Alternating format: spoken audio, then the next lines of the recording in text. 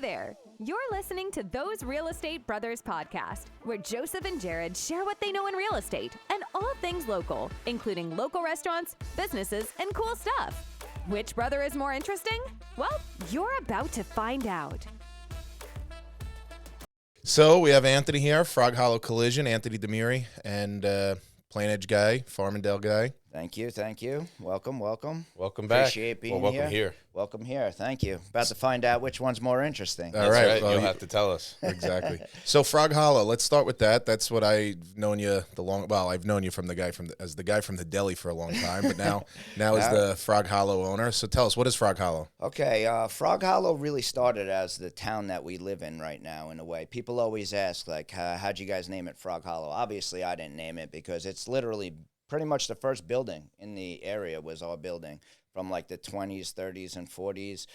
Then slowly we were the first car dealership in the area, so the area was called Frog Hollow. I guess it was swamplands at some point. I don't know exactly what point that was. I know if you go to the library, they have like a 75-year anniversary thing about the building. It was a car dealership in the 70s, and, the gentleman that I originally started working for, he passed away a couple of months ago. Really good guy. I started working for him. My dad was also there. My dad worked for him. And then my dad took over in 2001. And, I worked for him for a long time. Unfortunately, in 2011, I broke my neck and in a car accident. And that kind of put me on a path for about a year that I couldn't physically work. But to be honest, I tell people it might have been the best thing that ever happened in my life, getting my neck broken. Only because it made me stop using the only things I've ever used to make money, which was my hands. Mm-hmm. And I couldn't use my hands. And I don't like to not make money. So, I was like, all right. So I set out on some other endeavors and started getting into some other stuff, started getting into some construction, and then, out of nowhere, we fell into in-ground pools during COVID because that was crazy. And, me, my brother, bunch of guys that we run around with, we all just down to, make money any way we can, So in 2015, my dad pretty much sold me the company at that point. And, and next couple of years after that, I bought the buildings. And now, I own 2 commercial properties. I own a couple of good businesses. And it was all off pretty much just working. It really wasn't. So, Anthony, you broke your neck. You started having to use your mind a little more? Yeah, pretty much. When you take away somebody's strong point, it's like being on a basketball court, and it's like, hey, if the guy's right-handed, you want to make him go left, right? Because that's probably his weak point is going left. Well, that was my weak point, going left, pretty much, using my mind only to make money, not my hands. Because up until that point, I would just use my mind to get to the point where I could use my hands to make money. Right.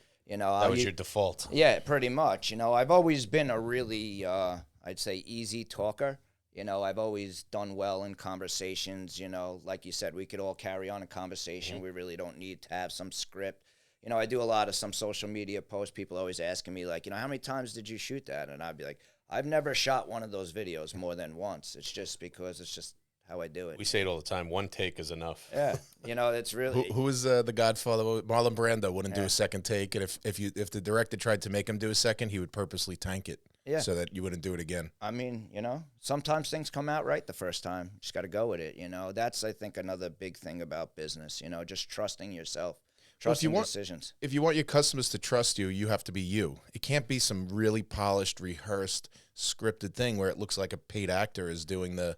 Explaining what Plain Edge Auto Repair. What's the name of this one now? Okay, yes. The new company's Plain Edge Auto Repair and Wrap. Okay, we're doing all regular mechanical and state inspections, brake jobs, tires, all your regular mechanical stuff. But we also added a new division where we're going to be doing all ceramic coating, clear wrap protection. You get that clear bra on the front of your car. People drive the LIE a lot. You got a black car getting rock chips all over your hood. Doesn't have to be that way. You get a nice little clear protection over the car. You don't even know it's there. You ceramic coat over it. And to be honest, is it the cheapest thing ever? No. But you know what? For a small amount of money, think how much it costs to redo the nose of your car every time you're getting rock chips like crazy. What's the lifespan of something like that? The lifespan of that is lifetime, to be honest, because As once long you as it doesn't get damaged. yeah, I mean, and when if say like we've had cars come into the auto body shop that have it on it already, and now you have an accident in that location, your insurance company will cover it as long as you have a bill. So that's another reason why I always tell people to end up at a real place, because there are a lot of people in the accessory industry that are kind of, you know, they could work in somebody's closet in a way, because, you know, you're not spraying the chemicals that we do in the auto body shop. Mm-hmm. So really all you need is a garage and a light to do, Right. you know, to do wrapping. But if you use a weekend warrior, the insurance company won't cover it. Well, yeah, of course, because you can't provide a proper invoice because they're not a legal business in Right. New York. So, you know, that's some of the problem that I deal with, and that's what everybody in the hands-on trades deal with. All my friends that own legitimate companies, air conditioning, construction, pools, whatever. You know, the problem is that there's people out there not doing it the legal way. But guys like me and stuff like that, we have too much to lose to be out there, you know, just, you know, wired urping it out there in business and, you know, making money and not, you know, doing the right things with insurance and stuff. That type of stuff makes me nervous, you know. I have a Plus, lot to lose. When you're building a brand and you have a brick and mortar location, like your reputation is very important, your brand is very important. So one customer or one payday isn't worth it to kind of cut corners. You know, these days with Yelp and all this other stuff, that it's a constant battle. And to be honest, I truly will always go to my grave thinking that Yelp is really more of an extortion service than anything. Yep. Because they can't wait for a bad review so they could call you. And for everybody out there, it's very easy. You just pay off Yelp and they will bury the review. So, you know, I don't do that because, you know what, I only have a couple of bad reviews and none of them have anything to do with the work that got done to the car. The one lady straight out just said I couldn't commit insurance fraud for her, and I'm a local guy, so I should be able to commit insurance fraud and lose her deductible and all this stuff. That's mainly what you get because, again, you either have to be good at what you do or you have to kiss people's rear end to get work.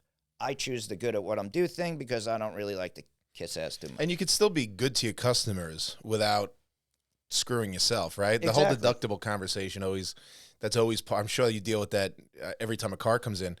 The problem is the insurance company is squeezing you guys so tight that a lot of times, depending on the amount of the deductible, that might be the whole profit in the job. How are you supposed to bury that? You know, of course, Well, there's ways you could try, but you know, good luck doing it over time. I tell people all the time, you know, if you're getting $1,000 discount on a job that was $5,000, I mean, how could anybody truly do that and stay in business? You can't. So what are you doing? I tell people all the time, I said, listen, you have no idea what's behind the parts. If you see parts on your car, that's just for your eyes to see them. That has nothing to do with your safety, structural integrity, none of that. You got guys running around, have no welding certifications, have nothing, don't even have the equipment to repair these vehicles properly. But because there's always that shopper out there, you know, that's like, well, the guy down the block said he'd do it for $350, and I usually say, all right, well, I might send some of my work down there if he could do it for $350, because I don't know how, because it would cost me more in just material and labor to do that. The line we tell our agents sometimes for that kind of thing, but the guy over there said he could do it for this price. Well, at least he knows what he's worth. Yeah, exactly. And you know what? People pretty much sell themselves short all the time because they'd say like, I'd rather make less money than have to put more effort into this job. And I'm like, no, I'd rather be the best company around and charge what I want to charge, which I think is fair. I don't ever overcharge people. I do nothing but favors for people all the time, especially in the car business. You know, how many people show up, they had a curb stop, their kids just started driving, they don't want to use their insurance. You pretty much become like the town psychologist also, because everybody's coming in right after they're pretty much having an event that they're not happy about. Right. You know, nobody comes in like, hey, good to see you. It's like, I'm back. You know, like, so even when you see people out, you know, like I live in the town that I own a business. I could be at the fair with my kids and somebody could look at me like, oh, not you. And it's like, you know, I'm like the Grim Reaper sometimes around town. Yeah, that's kind of like our industry a little bit, where a real estate transaction is so complex, and you have mortgages, attorneys, you have home inspections. There's a lot of moving parts with a home with a real estate transaction. So more often than not, there's some sort of wrinkle in the transaction which gives the client a little bit of a bad taste in their mouth. But it's hard to explain that that little wrinkle could have been a tidal wave if it wasn't for us. So they only see kind of the bad things at times. Yeah, you know, I always say about, you know, problems and stuff like that. It's like, you know what? if you put your problems in a pile and I put my problems in a pile and everybody puts their problems in a pile, I bet you go get your problems out. That's what I always say, because it's like, you know what, as rough as it is sometimes, you know, I go crazy. You know, we're all in business. We have ups, we have downs. And there's a good reason why there's only 1% of this country that works for themselves, because the emotional toll it takes on you to work for yourself is much different than a physical toll. You know, my whole life, I physically beat myself up. You know, I have screws in my neck. I've had other surgeries and stuff like that because I work so hard. But beating yourself up mentally is a totally different concept. You know, the scars heal physically, but, you know, when you're beating yourself or you make a bad decision in business and it costs you $20,000, $30,000, $40,000 just because you made a bad decision, I mean, those are tough to take. And, you know, not everybody could handle that emotional roller coaster that, you know, business is. We know, you know, you could sell 3 houses tomorrow and it could be a drought for 6 weeks. You start to second guess yourself. You're like, am I making the right decisions? You know, did I do right by doing this? Should I not try to expand more? You know, when is big too big? You know, that's the other thing. You know, when is enough enough? You don't know. We always say, when you own a business, every day you wake up, you think, man, I wish maybe I should just not be in business for myself, go work for someone else. I could probably make almost the same money just working for someone else. And then a half hour in, you're like, I can never do anything but this. Yeah. Well, you're always in that back and forth, especially in sales, right? Every salesperson wants to be the boss, and every boss is sitting there going, you know how much money I can make if I just focused on sales and dropped everything else? Yeah. So when you work for yourself, and through the chamber, we see this all the time. Every business owner is having those same struggles, same thoughts. But what makes them, I think, a little different is once you've worked for yourself, once you've owned your own business, you know that deep down you never go on the other side. Yeah, I mean, you know, it's not for everybody, you know. It's really not, and that's why, you know, but then again, if there was all chiefs and no Indians, we would have no tribe. There'd be nobody to work, and I honestly, I get jealous of the guys that could just clock out at 3 and go home and just don't even think twice about anything that happened all week, and then Monday comes and they don't think twice about that either. You know? I think the best position to be in is to work for self-employed, but be the number 2. Yeah. You know? Yeah. You have most of the responsibilities, you're making most of the money, but yeah, you're not the chief, so to speak. Yeah, pretty much. You know, when it all goes down, you know, when the shit hits the fan, are you the guy that's going to make that call? And when you make that call, you know, you're going to live and die by that call. But I will tell you one thing, you know, for the whole time that I'm in business and it's my money on the line, I'll be making that call. I wouldn't be leaving that call to somebody else. So tell me about the in-ground pools. So you saw an opportunity. Yep, 20. And before you get going, it's hard enough. People see an opportunity. It's hard enough to build one business. But you saw an opportunity and you were able to capitalize and actually execute starting another? Yep. I mean, you know, obviously COVID hit. Business got different. You know, maybe for you guys it got good because everybody wanted to buy. By May 2020, sure. April was a little scary. Yeah, you know, well, because, you know, again, you know, I think a lot of people tend to forget what it was like at the beginning of the pandemic. There's a lot of unknowns, yeah. You know what I mean? Like, yeah, we're all saying, like, oh, we were idiots for doing this now, we're doing that now. But, hey, man, I remember leaving stuff on my stoop for 2 hours. I'm sure everybody has. Wiping your groceries down. Yeah, you know, and then, but I also realized for me personally, for my own mental and physical health, to sit inside like that, I couldn't do it. I took my chances outside. After 3 weeks, I was like, you know, I can't. And then the in-ground pool thing just kind of, I knew somebody that was doing it, and they're like, hey, you ever think about doing in-ground pools? And I was like, no. I mean, right now, at this moment, my pool's green, and I had to call somebody who worked for me to fix it because I still, to this moment, don't know how to put a pool together. I don't know anything about a pool. Mm-hmm. It just was an opportunity. I had a lot of guys that were off from work from the city, also all the union guys, you know, all my friends, everything like that. And, you know, I talked to my brother about it. You know, I have a brother also that, you know, we do pretty much most of the business together. And I said, let's give it a shot. But in the end, it wasn't a good move for me because I think it really beat me mentally. You know, it really did. Towards the end of my run with the pools, which was last season, at the end of last season, I turned around, I looked at the 2 guys that were pretty much my foremans, and I was just like, it's all yours, fellas. I've had enough. And it's not that I wanted money from them or anything. You know, I really just wanted to go home. That's all I wanted to do, really. I was done with going from this business. You know, remember, it's so easy for me when it was all there for me to handle. I could handle anything if I'm there, you know, but to have a job in Manorville and have a job in Valley Stream and have a business in Bethpage and then everything with COVID on top of it, you know, it just, it was an experience. I mean, You sound like Forrest Gump. I'm just going to go home now. I really was pretty much what it came down to. Who wants to be busy in the summer? That's the other You know, thing. your kids are home. You got kids. You got little kids. You want to be home in the summer, and that's when you're busier than ever. It starts getting like, what am I doing? And I think while I started doing it during COVID, everybody was just flush with money.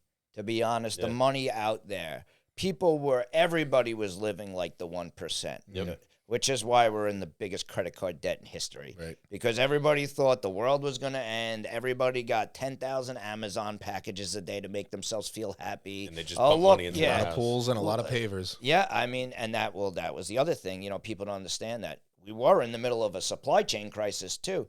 There were times where we pulled stuff out for these pools where it wasn't even close.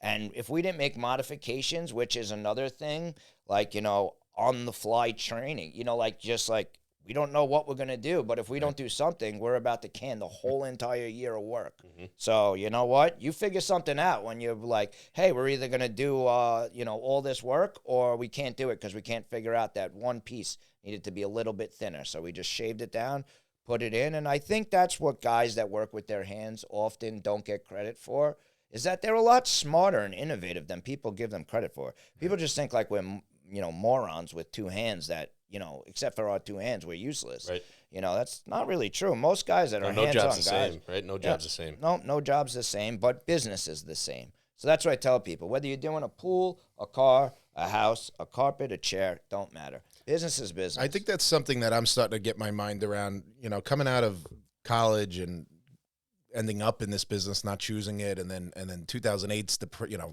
for us, it was a depression. Yep. Your business, your job was your identity. So you did that one thing. And really for entrepreneurs, it's exciting to see an opportunity, realize you could maybe do a quick hit, go in 3-4 years, build up a little business, sell it to a key employee, turn it over, make some money, and then go do something different. Did you find that as you were in the pools and then came out of it, did that help you expand Frog Hollow, and is that part of what's making the wraps and auto repair maybe happen? Yeah, I mean, to be honest, I definitely proved that I think we could handle more than one or two things at a time. I mean, how much do you want to handle?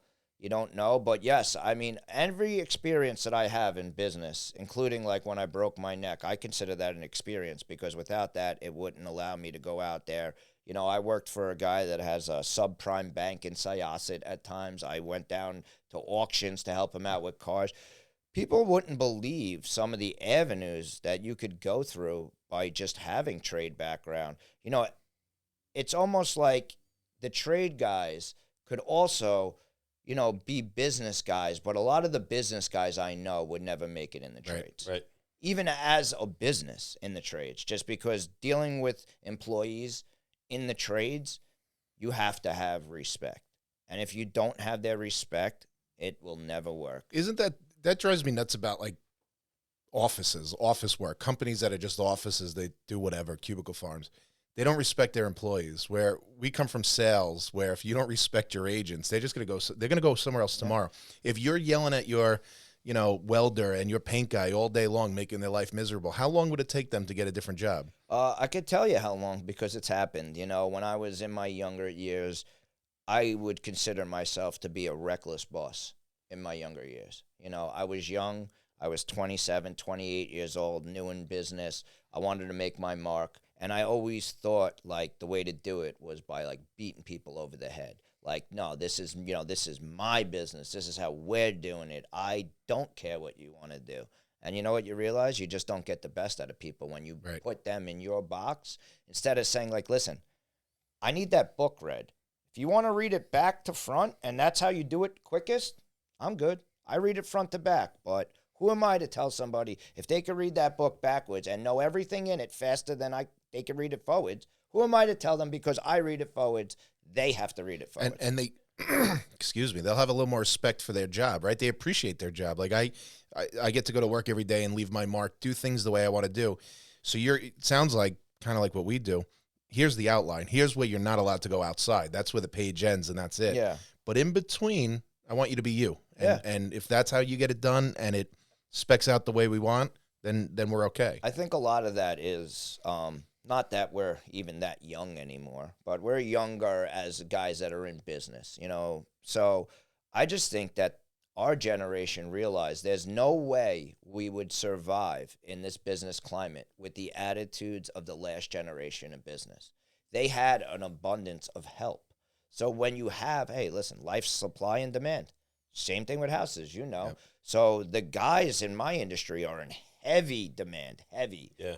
heavy. Like literally, it's like the cow that comes out at the auction when a guy goes up. They're in the driver's seat. Yeah, I mean, and literally, it's a struggle for that too, because I mean, what do you do when you need real estate agents for you guys to survive and make money, but there's literally 900 agencies, which there are. Yep. You know, there's You one drove at- past 7 to get to our yeah, office I today. passed 15 of them Yeah. walking by, you know. So, like, you know, the competition is real. And there's only so many ways to tweak somebody's pay, salary. You know what I The mean? Like, economics of every office, every body shop That's are what I'm very similar. They're not Yeah. all that different. yeah, I mean, listen, everything in business is the same. What do you got coming in and what do you got going out? I mean, can you support the going out if it don't come in for a few months? I always try to keep myself like, hey, listen, if it went dark for 3 months, like nothing, could I survive? And, you know, I like to keep it in the range as much as possible. I think most businesses, you need a 3 to 6 month reserve. You got to be able to sleep at night, and that's part of the cost of being able to sleep at night. Yeah, well, that's a different topic, you know, like sure is. what we take home with us, you know, like, again, people always see certain things, you know, maybe, you know, you got a nice house, maybe I got a nice pool, maybe you got a nice car. I get all that, but that's all attainable for anybody. I've had people just straight be like, hey, how can I make a lot of money? I'm like, what kind of comment is that? I'm like, how would I know? Well, there's also like 17 million ways to make a lot of money. Go to the car auction. You named like 7 of them. Yeah. Dig pools. There's a lot of different ways. What Brother. are you passionate about? Sometimes I wonder how, like, you know, how people could walk around on this planet and say that there is no way for them to make any money. I could flip used couches today and make $1,000 a day. Who's the guy going to garage sales? Is that Gary V? Yeah, I was going to bring up Gary Vee. Actually, he talked about how every business is a marketing company, basically, and you're a marketing company, comma auto body. We're a marketing company, comma Right. real estate, which is why we're all here right now. Right. Because if Create you some can't content. get them in, you know what I mean? If we're not making that mark where people don't know you guys or don't know me, or, you know, that's why, like, you know, around Christmas, I do the huge toy drive. You know, I volunteer as much of my time. That's honestly lately what I've been doing a lot lately. You know, I kind of, like I said, at the end of the last pool season, I kind of, you know, just hit that point where I'm like, you know what? I'm going to change my life in certain ways. You know, I put any substance or anything that I was ever using on the shelf for the first time in a very long time. You know, I don't usually say much about that in the public because, you know, you never know what people think about certain situations, you know. But you know what? I'm not man enough to say that I don't fall down and have to get back up. And any man that says that they don't fall down, they definitely not in business. They're that's for liars, sure. or they never tried anything in their Yeah, life. that's what Yeah. I'm saying. Like, yeah, okay, no risk, no reward. So if you want to play it safe, I get it. I'm not mad at the people that, you know, listen, I'm sure we all envy those people that could just clock in and clock out, and that's all they want to do. They're okay with, you know, what they have. You know, I envy those people. They probably envy guys like us because they think, like, you know, we're living like this fast, you know, big money life and stuff like that. It's not really about that for guys like us. For guys that I know that really are good business guys, it's not about money. Money is the result, which is great, but money is not the reason. Money could never motivate somebody enough to go to work. Anthony, Absolutely not. what's it like going on vacation and not having anything at all to worry about besides your vacation? I have no idea. I don't know. I have either. no That's idea. what I was about to say. You know, I don't know. I haven't had that vacation since I'm in high school, probably. I've begged people, all my employees, like, please, can you just give me like 3 or 4 days with please? And it never happens, you know. And It's always then, a fire you got to put out. yep, and you know, like, and then, like, you know, you get in a mood, you know, then I'll get in a mood. I'm sitting on a beach in Florida with my beautiful wife, and now I'm in a mood because, you know, and I don't think people understand, like, how you never off. Nobody, I don't know what it's like to clock out. I've never clocked in and I've never clocked out yet. You mentioned the last generation. I sometimes call it the silver hair tsunami because so many business owners are in their 60s at this point or older, and they're just going to go away one day. I don't know what it's going to look like. But besides that, that generation had it easy in the sense that they had an abundance of labor. You just drove over to Grumman, you could steal somebody, you know, who knew how to paint or whatever, or whatever job it was. But they also didn't have cell phones, which has made our life easier in the sense we don't always have to be at the location. Right. But now you go to Florida for 4 days. You got cameras. You're on the phone. You're on the phone. Oh, yeah. There's I'm no, on the cameras, there's no like I'm on the phone. calling the front desk, and if Anthony gets back tonight, can you please ask him to call in? Well, that's it. And, you know, to be honest, like I said, at the end of the last pool season when I decided to pretty much, you know, change my mental life and stuff like that, I got my phone taken away for 9 days. And for I couldn't believe it. Like, you know, I couldn't even believe that somebody would even think that I would let somebody take my phone away from me for that long. But you know what? By like the third day of not having it, I finally realized, like, you know, like, if I had that, I wouldn't have been working on myself. And that's what I was there to do. You know? Do you remember the governor of or the mayor of Chicago got arrested and went to jail for corruption? Right. And then he got let the out. most recent one, anyway. He was a BlackBerry guy because that's when that all happened. With the hair? Yeah, he had like some kind of like Polish name or something. Yeah. He talked about he was in jail for a year, and he would still feel his phone buzzing in his pocket and reach for it. Right. And then realize he didn't have a phone or a pocket. Yeah.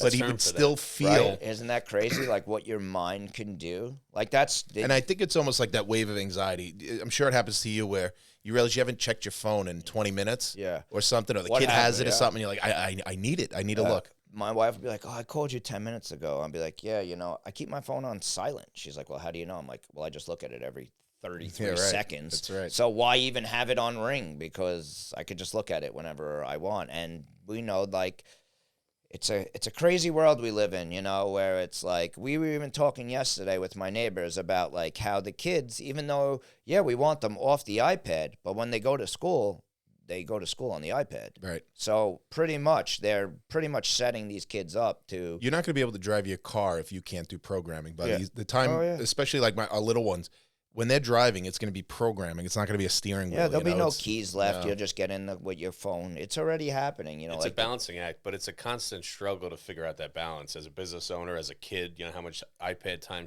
could have? How often should we check our phones? Should we turn off all the notifications and time block and we're doing an event? Should you just get a completely separate phone so you could turn it off? Or should I move into the woods and never be seen again? Make sure my house has no service. I mean, what could you possibly do to make sure? But it's almost impossible. We used to go to vacation to a house upstate, and there was no cell phone service there.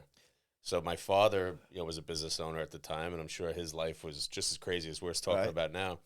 And I'm sure that he got a lot of joy of the fact that there was literally no self-service. He had to use the landline to call into the office in the morning. He'd call at like 10 in the morning. Just okay, what do I need to do? All right, this, and that was it. That was the only phone call a day. Yeah, well, because for the most part, us business owners are our own worst enemies. And to be honest, he knew if he had the ability to work, he probably would. The 3-hour car ride, he had the big bag phone and a pager. And the whole time, it was awful being in there because you couldn't listen to the radio. He was on the phone. On the phone.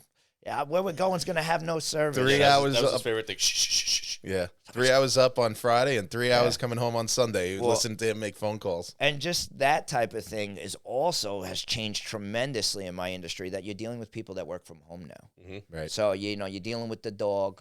You're dealing, like, I'd be arguing with an insurance adjuster, and you hear dogs barking Baby crying in the background. You know what I mean? Doesn't that make you mental when you wait on hold for maybe 2 hours? and then all of a sudden you hear the dog or the baby in the like, background? this person's home. Like, you just ate lunch and put your kid in for a nap before you took my call. Well, that's why they say, like, you know, no good disaster should ever go, you know, without, you know, taking liberties on it, because pretty much once COVID was over, it's like, all right, everybody back out. But no, it's different. All the big corporations. On the other hand, you know, for our business, so many of our buyers and sellers are now available Monday through Friday.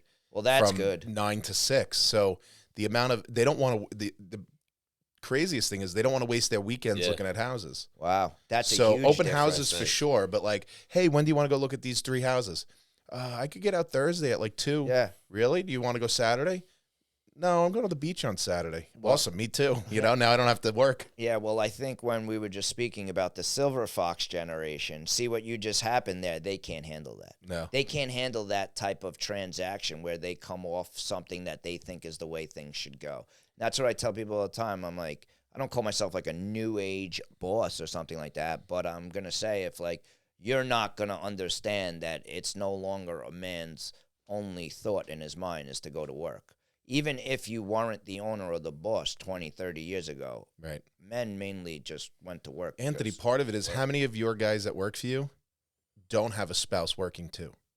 So if you have a 2-income household, you're not going to identify as, well, I got to go to work and nothing's more important than work, because if you did get laid off, it's going to sting, but it's not. but you still got some money coming in. You got Right. some unemployment, you got some, you know, your wife, whatever she Well, does for a living, or the husband. I also just think that the country we're living in now, it pretty much tells you, I promise you, you could fail. I promise you, you could fail. And Right. I will help you. There'll be a backstop. Always. And it's like we just said, you know, when you give options, you know, like for guys that building businesses and building their own business, people are like, oh, you don't have to do that. I'm like, that's the craziest statement to me, because I do have to do that, and I'm going to do that. And there's nobody that's going to tell me that I don't need to do that for my business. You know, and it's just like, but I think a lot of people don't understand it because, again, they don't have to think about that. They don't know what it's like to think about that. The difference between a successful business owner and an unsuccessful business owner, somebody who graduated from being a good employee to trying to own their own business, is that day you feel sick to your stomach and you went to work, is the day your knee is killing you. My knee is killing me today. I don't know why. Somebody else might have just said, I'm going to stay home today. I'm going to rest. I'll work from home, which means you're not going to work. It's being out in the rain. We had some guys yesterday doing a cleanup at a house in the rain. I texted, like, did you ever end up doing it today? He sends pictures of them just soaking wet out there. Like, we're here. We're just going to do it. Yeah. And that's what the difference is. Too many people now, Stay home in the rain. you know, That's it. it's raining. I can't do the cleanup. I can't Yeah. cut grass. And it's sunny by Is there something you could 10 do? a.m. Yeah. You know, like during COVID, I just started saying all the time, don't focus on what you can't Can't do. Focus find on what something. you can do. Exactly. You could have done part of it Some of instead of sitting home all day in the rain. Yeah, but like That would you make said- me nervous. Like, I'm missing something. There's something I should be doing. And I think for me, I'm more motivated by the fear of failure. Yeah. Oh, I don't want to fail at that. So I better just keep going. I'm sure that's part of it. You know, you started in that Frog Hollow as an employee, then as your dad's employee, maybe right-hand man, and now being the owner. There's this motivation of don't screw it up. Like, you were a guy who you said, you know what, like a dummy with two hands or whatever, Yeah. and now you own the business. Like, I got it. If there's something I could do, I better do it, because otherwise, what if I don't? Correct. And just because you're good at what you do doesn't mean you'd be a good businessman. That's absolutely right. You know what I mean? I have guys that could cut a car in half, but probably can't, you know, send an email. Right. That's the other thing, like we say, like, you know, the older generation, like, you know, they didn't, you just don't want to adapt. And honestly, I'm going to be 40 next month, and I'm starting to feel like I don't want to We're all here adapt. doing social media, but the Yeah. reality is we're all 10 years old, too Yeah. old for it. Yeah, exactly. But we all know, like, this is what keeps our businesses relevant. You know, I mean, I also enjoy talking about business with other young businessmen in the area because, I mean, let's be honest, there's only 1% of people in the world that work for themselves. So there's not many of us around. Yeah. When I go to a And I'll chamber tell you what. meeting, most of the people are 50 plus. Like, 50's young. You know, Yeah. you're talking like 55 to 65 with most of the business owners. And you did it, but I don't have any stats, but I would imagine the vast majority of business owners are in those baby boomer age bracket. Yeah. And there's a lot of opportunity because a lot of these baby boomers are looking to get out, whether it's That's the selling the company, whether it's dissolving it. A lot of people don't think that maybe their business is worth very much, but it might potentially be. Well, what you're saying there is the exact reason why I hunted the real estate that I'm on. Because I watched a man that had a beautiful business for 28 years get punted by the landlord. And all the guy did was change one letter in his name and try to keep it going. Mm-hmm. Luckily, the guy ran it into the ground because just like everybody else says, people make it look easy sometimes. Right. But it's not that easy. And I wanted to say to them, like, this guy was doing $7 million a year in business. And within 3 years, the place was done. And that just goes to show you that how you're running a place is everything. It's not just going to keep coming to business just because you're in a specific location. Right. You know, that's the misconception. Oh, I'm on me personally, my business is on 2 main roads. Yeah. Why do I need to go the extra mile? I have all this visual exposure compared to the guy that's in the back roads, you know. Listen, if I could be an absentee business owner, I'd buy 1 million businesses. I'd do them all. I'll buy everyone I can. I mean, who wouldn't? It doesn't you know? work that way, though. Yeah. You, put You in the see hours. that? You see that with big giant companies. Nestle buys all these like snack companies, right? Yeah. They get about so people have figured it out. It's like a 7-year run where when they come in, they cut the cost down to whatever the lowest they can. They make the product as cheap as they can to still almost be the same. And then after 7 years, they just say, well, it's run its course. They made a little return, but even big companies can't figure out how to keep that going. Entenmann's, you don't even see Entenmann's anymore. I don't know. They may still be around, they may not, but it's not the Entenmann family. That was Entenmann's. Like that had an identity. And then once it's not What the it Entenmann is. family, Yeah. you lose a lot of that, a lot of what it was. Well, that's it too. And, you know, unfortunately, in today's business climate in America, it's very, very hard to own like a small company these days because the bigger companies, even in the industry now, you know, there was never corporate auto body on Long Island. You want to know why? There's one reason. It's very simple. Money. It's too expensive to do auto body per square foot in Long Island. They'd rather do it in Wyoming. So if anybody hasn't been noticing, I think some of these insurance companies are also like, they stopped marketing in New York a lot. If you watch TV, you're not seeing a lot of cavemen on TV anymore. You're not seeing it. Why? Because the climate in New York is get hit, the shops charge a lot of money, and everybody sues. That's a lot of industries in New York. For some reason, these large corps, they can't scale here. And I don't really know what the answer is. There's probably lots of different reasons. There are agents right now who made a really great living last year who are going to go to the post office and be letter carriers for, what do they start at, 35,000 or something? They must be hiring because I know somebody else like that too. They're hiring without a test. They're hiring without a test. You just go. They're all talking about lowering standards. Yeah. It's funny how that's going on, right? Yeah, we were just talking yesterday about the opposite with a lot of these municipals. Yeah, well, even if you think about like Cablevision, you need to have a 2-year degree to be a lineman. So to run wires from 40 feet in the air to a house, you had to go to college? Why? I don't understand what you could have got at college that makes it now okay for you to be a cable lineman. Well, instead they just hired out-of-state crews that didn't finish high school. Yeah, well, that's the new thing also. Don't you notice, like, we have no more town workers? Everything is Absalon and this one because, again, lawsuits. Yeah. I'm telling you, it's all related to lawsuits. I asked about that because of how expensive it is to pave a mile of road for the town with fair wage and all that. They said it's actually cheaper to hire an independent, an outside contractor because of the comp problems. And when you're the town, they pay, man. They're because what are you going to do? How long are they going to fight some person that's suing them? You know, look, even the sidewalks. They come do your sidewalks, and you could pay the town off, but the town don't do them. Speaking of education, you're going to some schools now? Yeah, I've been going to schools for a while. I love to go to schools and talk to kids about, hey, there are other paths out there. Because unfortunately, in academic world, they don't really like to push it. Sometimes I don't know why. I don't know if like teachers should maybe approach parents more, or guidance counselors should approach parents more. I just think that they're all afraid that parents are going to snap on them. Like, hey, you know what? We think your child might be better if they follow a vocational path. Mm-hmm. But if they don't really have them or family members that have done that, in their mind, they're like, what do you mean my son's just going to be like some dirty guy laying in the road with no money? Unfortunately, now it's like all in, right? There's no in between. There's no introduction to something like that for the average student. Right. Well, and that's the other thing with it. I mean, I know at least 5 kids that are in BOCES vocational training right now that have no desire to do what they're doing in BOCES, but because they did their 11th grade year, they don't make it easy to change, which is another thing that I think they should change. Mm-hmm. Because I understand you want to graduate kids out of a 2-level program. Like the first year is more introductory. The second year, it's all introductory. We're in high school. So, the difference between 11th and 12th grade was just in 11th we went in the morning and in 12th we went in the afternoon. Right. Other than that, the same teacher, we did the same things. We were just doing it longer, But other than that, like, you don't come out of almost any school with any type of respect in your field. You know, that's what I tell Even college, you graduate college. It's not, nobody puts you in responsibility. No. Yeah, you know, and that's what I try to tell the young kids, especially, like, listen, you're going to get a job out of high school. If you're making $400 a week, be happy, because you know what? Whoever you're working for, you're probably costing them way more than you're making them. Yep. And they're taking that risk, letting you learn on their dime, you know, and all you really just ask is for effort. That's all I ask people for is effort. My father talks about the trap sometimes coming out of high school. He was working at IHOP during high school, making a lot of money because he was working a lot of hours overnight, you know, making pancakes.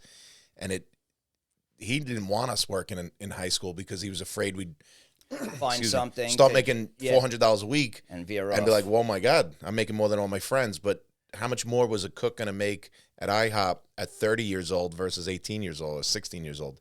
Zero. It's the same pay no matter what age you were. Right. So it's important that if you're going to take that job that doesn't pay a lot, what does it lead to? You got to be looking long term. It doesn't matter college Well, or you know, or I trade. actually had a little back and forth with a guy yesterday over this stupid writer strike thing in Hollywood. And the only thing I was saying was those people, especially some of them, have taken that job very recently. Right. And have said you know, that's why in America you tell somebody what they're going to make, and then you make that decision if you want to go and do that job. If you want to be a movie executive and make $74 million a year, what's stopping you? Nothing, except the fact that you just rather complain that the other guy did what he had to do to make $74 million a year, but you just want to make $74 million a year, but you don't want to do what somebody else did. Yeah, they don't want to do the work. They just want instant gratification, which is what young kids. If you're nowadays, the top writer for a sitcom that came up with the idea, you're not working for union scale. Yeah. You're making $1 million a year or more. They're, you know, and it's funny. You see like the actors out there walking around with them, and it's like, hey, chuck up some money. Why don't you say, you know what, all the actors are going to give 1% of their movie salary back to make sure that all the stagehands and stuff could afford their food. Yeah. Never happened. But, you know, just like I say, you know, "Ha blow well when it was my money," my grandfather used to say. It's like very easy for you with your mouth to spend somebody else's money. It always is. You know what I mean? You mentioned your grandfather, so we're a family business. Jared and I, we work together. I think you have a similar dynamic. Yeah, of course. You know, we grew up in a family business. You know, we worked for my dad. I worked for my dad. My brother's 7 years younger than me, so he came into the business a little bit later than I did. You know, it did turn out that, you know, I owned the company. But to be honest, there probably wouldn't be a company if it wasn't for everybody in my family, including my brother. Just real quick, when you guys talked yesterday about, you know, how great it is to be the number two, well, maybe not all the time, you know. Maybe it's not great to be the number two all the time, you know. Maybe it's not great that other people think the number one does, you know. And, hey, listen, I'm not going to, you know, give up what I've done for myself also. But you know what? I came here and I said I was going to be like honest and truthful. And I guess I just glossed over how bad I was struggling for the last couple of years, you know. And I guess when you struggle that hard, maybe you just forget, or you just don't want to remember, or you block it out, you know, because once you know, have to commit yourself to an institution and do all that stuff and pretty much admit that, you know, you're powerless. You know, I'm mentally, I'm physically, I'm shot. And it's been for a while at that point, you know, and only my brother and my wife truly knew how bad I was, you know. And I'll go to my grave for the rest of my life hating myself for what I did to the two of them in those couple of years that I really just lost control of everything in my life. You know, we're making money, doing all that, but I completely lost control of myself, my mental health, my family, my wife, my kids, my brother. I was just out there on my own for like the last couple of years, you know. And when I committed myself and, you know, I finally just broke and just said, you know, I need help, you know. And I said when I was coming here that I was going to truly lay out, like, you know, how bad my problem was, you know, and how hard I did struggle. Because, you know what, I just think that, you know, people see that Facebook life, you know. They see, you know, I do videos about this, or I'm, you know, on stage talking to kids in a suit and doing all that stuff, you know. But, man, I'm a human, you know. And, you know, yesterday when I kind of said, like, hey, I fell down and everybody gets back up, maybe I was giving myself the pass that I don't deserve on that, you know. And there are a lot of people very close to me that did a lot of things for me, you know. When I couldn't walk, somebody walked for me, you know. Arnold Schwarzenegger. I just heard him talking about it not that long ago. I'm a big fan of Arnold. I he's got a very unique life experience. He somebody said something about being a self-made man. Coming here from Austria, and becoming one of the biggest people on the planet, financial and otherwise. And he said, "There's no such thing as a self-made man. Every man you think is a self-made man had a team of people that gave him some breaks, that helped him when he needed help." And I think that's a common misconception. You see this Elon Musk, self-made. Well, yeah, his dad owned the Sapphire mine, and then how many other people you don't know about were part of that. And when you have family businesses, you do bounce, and there's times when one of you may be more distracted, whatever that might be, and that other person can pick up that slack. Yeah. And everyone's on Instagram, everyone's on Facebook. There's a mentality of CEOs being in the spotlight, and they only get that sort of gratification when they get to the top. Nobody tracks the journey of them climbing to the top, and it's not uphill, to the top thing. It's a constant zigzag of ups and downs. It's a swamp to walk through. Anybody who lived through doing business during COVID, there was just a lot of stuff going on. Guys, am I doing the right thing? Am I doing the wrong thing? Is this guy, I had one of my office workers get extremely sick and be in the ICU unit for 3 months. And now I'm standing in the office the next day that they were in because I have to be there, and it's just, so I just think in the last couple of years, we opened the pool company, me and my brother, we did that stuff, and it just got to be too much for me. And, a lot of the times people want to see certain people. They want to talk to somebody. They want to see you. They want to feel you. Like you said, you could say, listen, this is a great agent. They're going to take care of you. But for somehow every time they want to make sure you're okay with what that agent's doing. Just because they trust you. Yes. They know you said to trust these people. But at the end of the day, before they feel all warm and fuzzy, they need to feel you, touch you, see it, something to make them feel like, okay, it's okay. And you know what? That kind of sucks for a lot of the people that are trying to do the right thing and just get like, yeah, but I want to talk to him. Right. And it's like, all right, but I wasn't there. They did the job. Give them their credit, talk to them. Yeah. But I just think, like you said, the family dynamic is always odd. When I was sitting here when it said, like, which one of you are more interesting? I'm just laughing in my head because it's just like, we're all in families, you're in families. And listen, we're all men. So everybody's competitive. Whether it's your brother or not, we're all competitive. I am super aggressive, like beyond normal aggressive. And I know that, that's why I'm married to somebody who's not aggressive, because if not, we'd kill each other. Yeah. And I just think, in the heat of battle, stuff happens, things get said, feelings get hurt, but at the end of the day, when I leave there, it's still my family, and you could pick your friends and you can't pick your family. So, am I always perfect? No. You know what I mean? Do I do things that have hurt people in my family? Yeah. Have I done things that hurt people in my family purely on a business end? Definitely. And you don't know because, like, what do you do when it's family? Like, it's your career, it's your life, it's your family, it's your immediate family that you have to worry about, right? But then there's another dynamic that it's like everybody, and right. It's like, I could talk to somebody who doesn't even have nothing to do with that, but it's in my family. And I could think in my head, like, you know what? That person has something to do with that place. Because whatever money that all of us, me, my parents, my brother, all of us come from there. Listen, my dad worked his ass off. He gets his retirement, but it's still a reality of what's going on, And when you're dealing with family and money and retirements and all that, I mean, you keep going back and forth. You go from the emotional side to the business side, to the money side, to the we hate each other side, and it's like, it's never that easy to really make it work. And the biggest thing with those situations, and I think just life in general, particularly sales, is you have to have, you got to keep going back to empathy and trying to put yourself in the other person's perspective, right? Because if you could see that, you still might come to the same conclusion and you still might go the same route. But if you could just understand another person's perspective, it seems like it's going to go smoother. And I will say, to be honest, probably for the first 39 and a half years of my life, I didn't have that capability. Right. I didn't even have the capability to even listen to what somebody's telling me. Like I just wasn't. Because in my mind, every room I walk in, I'm the smartest person in my mind.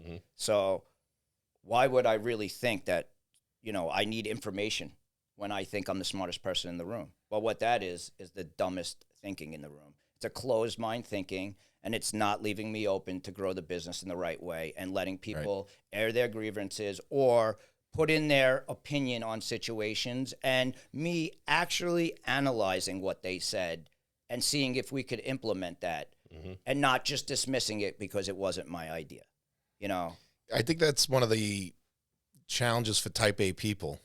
When you're a type A person, you just automatically, I know what I'm doing. Let's just go. Let's just bust through and get there. And I think you learn as you come into different things. Yes, and the but is make sure you're heading to the right path. Let that breathe a little with trusted advisors, trusted people, in your case, your brother, and then make those decisions. Yeah, and I guess, it's a double-edged sword because that mentality got you to where you are. It gives you a lot of success, but just like all qualities, there's pluses and minuses attached to them. Exactly. I tell every single person I meet, my biggest gift is my biggest curse. My biggest gift is that literally I could get locked on something and there's nothing else in the world but that. And I'm willing to do anything, anytime, 24/7 to get there. And that's not fair to think that everybody would act like that, because you know what? It's not mentally healthy to be the way I am. And I can tell you that from experience. Yeah. From going down freaking dark holes, abusing substances, just doing whatever I can to just, I don't know, make it go away for a few hours, dealing with this, that, then the COVID, the kids, the family, the schools, the mess, and then on top of that, you're still operating business, and doing all that. And I just think that, I let it get away from me, and I let it get away from me. And, the people closest to me know that nothing's going to change unless it's my idea. Because there would be no scenario where they would be able to talk me into going somewhere. Right. It was to the point where either I went or I truly feel I didn't have much more than a week left to live, to be honest. I told my wife, I said, honestly, there was mornings I woke up and I was pissed off that I woke up. Just like, fuck, maybe it'll stop for everybody if that just happens. What I'm doing to my brother, what I'm doing to my wife, my kids. Maybe it'll all stop if it just fucking ends, but I know now that was fucking stupid, but when you're in the middle of that, it ain't that easy to tell yourself to fucking, shut up, calm down. Right. It's not that important. You start thinking real stupid, start thinking real crazy. And towards the end, believe me, I was thinking real stupid and real crazy. One of the problems is you will allow yourself to call yourself things and talk to yourself in a really negative way. That if a stranger would have said that to you, you would have knocked them out. But for some reason, we sometimes allow ourselves to go to those dark, like you're not good, you're making it harder. But you would have never let anyone else say that, and we let ourselves let our brains beat ourselves up sometimes. Yeah, and I grew up in a lot of negativity, not at home, but just in school. You know what I mean? Just like when you're not doing good, when you're young, it's not fun. Right. Nothing's fun. And unfortunately, that's, I think, even more emphasized post-COVID. You had a lot of these kids that they're not particularly good at school to begin with, but then they did a couple of years of home in front of a computer. Of nothing. Getting told that they're doing the wrong thing and they're not doing good in school and they're secluded and not really socializing. When it started, my daughter's in kindergarten. We're doing Zoom kindergarten. I'm like, this isn't real. Yeah. Come on. You know what I mean? It's just one teacher's like, come on, kids, get back in the frame. It's like. But imagine being a 15 or 16-year-old kid that's already maybe having some doubts about school and stuff. Well, that's what I say all the time. I said, there's no way we didn't lose a whole generation of kids. Because whoever graduated in 2020, I imagine, is having a rough go. Because a lot of those kids either didn't go on to college because of COVID and didn't go outside because of COVID, and they couldn't get hands-on job because most of us were down to bare minimum staff because no work. So it was like or they were working from home. So how are you supposed to integrate into a company? Or even the businesses that did have the work as a small business to take on more staff, more payroll. With a lot of unknowns in the future, that businesses weren't doing it. Well, and listen, at the beginning of this year, everything you hear from every businessman is, listen, you should cut your staff by at least 10%. Get ready. Yeah, get ready. Start cutting staff now, because I'm telling you, it has to eventually happen. They're holding the wave. Hopefully they could hold it to the election. That's what they want to do. But it's ready to crash. There's no way the amount of debt that this country is in isn't going to come back to I think it's going to look different than it has. A lot of people were expecting the 2008 Great Recession again. You know, it was going to be housing. Well, no, it's not housing. It ain't going to be housing. No. There's nowhere for people Well, to they live. also just jacked the rates up. Well, So you know what they're doing? They know what they're getting ready doing. so they could lower them again. But I think it'll be a little bit more of a Wall Street recession than it will be a Main Street. People are still going to crash their cars. Oh yeah, you know. But we'll see what that will it be less classic cars getting, you know, Will people have less restored. money to pay for their brakes? Maybe they Right. don't get an oil change. We're already seeing that. People Maybe- are keeping their cars longer. They're maintaining them longer. Yeah. It's one of the reasons why my where I do a lot of my auto stuff. They're like, you walk in and they're like, "All right, we'll get you in." Like, what, aren't you happy to see me? Yeah, but it's just we're busy. We're having trouble keeping up. That's it. Listen, I know a bunch of guys around here that own mechanical shops, and I could pull up to any one of them, and they're all just standing in the middle, shaking their heads like this isn't what we thought this was going to be. When you do or you pick a career, you never think that the biggest problem is that you just can't find anybody that wants to do it. Yeah. I think the move is, we see this in other states. You could do it. You could open a real estate school in your real estate office, but at some point, you turn one bay into a paid program. Yeah. Go get some federal and state money to run it and train people to do, in your case, auto repair or body work. Yeah. And then pick the good ones and you move them in. Yeah. You know what happens to the other 7 guys working? They start working a little harder because they see 10 kids who are working, trying to learn the craft. Well, that's a good point. There's such a shortage, right? It's a real problem. You don't see advertisements and billboards and signs when you're driving around about automotive school. No. But you know how you know that crazy. there's a real demand for it? Next time the plumbers announce they're going to give out 7 applications, go drive over to wherever it is in Queens there and see 300 people lined up sleeping on the sidewalk for 7 applications. You see how many of them signed up to be a mechanic for the, that's why I tell kids all the time, like, listen, go to a diesel program and then go work for the city garbage trucks. Yeah. I have friends that work on cop cars, like there's plenty of things. If you want to work on cars, you could still have a government job and work on cars. It's there if people want it, With the pension. You mentioned your brother, so you started you run the companies with him. What's his name? My brother's name is Pete. He's we're polar opposites. I'm very loud, super aggressive. He's a lot bigger than I am. He's he always was more quiet. And just not everybody runs their mouth like me. Not unfortunately. That might be a good thing. Because to be honest, you end up with a lot more people that don't like you the more you say things. That's true, but you put yourself out there. Hey, listen, anybody knows me as long as they know me, know one thing, if I have something to say, I'm going to say it. If your brother was the same type A, loud We'd kill person, each other. right? There's no way you could make that work. No, the only way it works is... That would make for a good reality show. Yeah, you know how many people have said, like, hey, you should... No. Even when I'm small, what I'm doing social media-wise is, I wonder, is it becoming an issue? You never know, like... Come on, there's everybody is out there hates on it. You know what I mean? Listen, we're sitting here doing this, I bet the 9,000 people that'll make the dumb remarks would love to be sitting here doing this like the 3 of us are. Right. But, what happens when you see people doing things that maybe you would want to do? You fucking hate on it. I hate to say it. That's what happens. That's what happens, and they'll find the negativity and everything. Yeah. And you always get hate from below. Yeah. You don't get hate from people that are doing better than you. Right. I hate on that. This is how it goes, but... Sometimes you got to check yourself and be like, why am I really thinking this right now? Maybe I got to look in a mirror. That would by far, and like I said, is probably my biggest blind spot in business. Some reason, I just always just shut it out. I shut everybody else out. I just think that I have this process, and as long as I do my process, things become successful. And, like you said, it's worked in the past. Yeah. But it's not working anymore. What I was doing wasn't working. Doesn't mean just because it was working for your business doesn't mean it works for your life.